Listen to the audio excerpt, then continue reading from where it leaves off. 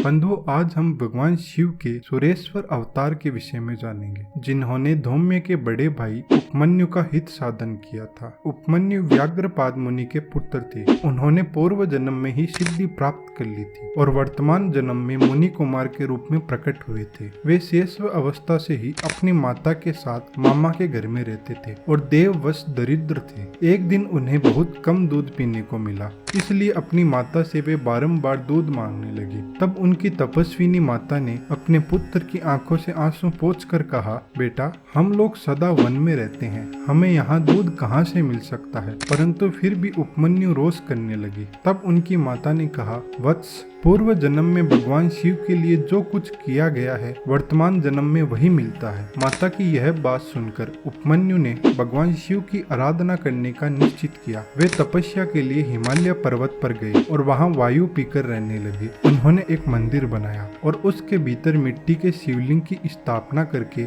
उसमें माता पार्वती सहित भगवान शिव का आह्वान किया। तत्पश्चात जंगल के पत्र पुष्प आदि ले आकर भक्ति भाव से पंचाक्षर मंत्र के उच्चारण पूर्वक भगवान शिव की पूजा करने लगे। इस तरह दीर्घ काल तक उन्होंने बड़ी भारी तपस्या की। बंधुओं, बालक उपमन्यु की तपस्या से चराचर प्राणियों सहित त्रिभुवन संतप्त हो उठा। तब देवताओं की प्रार्थना से उपमन्यु के भक्ति भाव की परीक्षा लेने के लिए भगवान शंकर उनके समीप पधारे। उस समय भगवान शिव ने देवराज इंद्र का, पार्वती जी ने शची का, नंदीश्वर वृषभ ने ऐरावत का तथा शिव के गणों ने संपूर्ण देवताओं का रूप धारण कर लिया। बंधुओं, सुरेश्वर रूपधारी शिव ने बालक के निकट आने पर वर मांगने के लिए कहा। तब बालक उपमन्यु ने सर्वप्रथम शिव भक्ति मांगी, परंतु भगवान शिव तो परीक्षा लेने आए थे। तब उन्होंने बालक को अपने आप को इंद्र बताकर कहा कि भगवान शिव में ऐसा क्या है जो तुम उनकी भक्ति कर रहे हो, और कई प्रकार से खुद की ही निंदा करने लगे। तब उस बालक ने भगवान शिव के अतिरिक्त दूसरे किसी से भी कुछ भी लेना अस्वीकार कर दिया। वे इंद्र को मारकर स्वयं भी मर जाने को उद्यत हो गए। तब बालक ने इंद्र रूपधारी भगवान शिव की ओर अघोर अस्त्र चलाया और खुद को मारने हेतु भी अग्नि का आह्वान किया।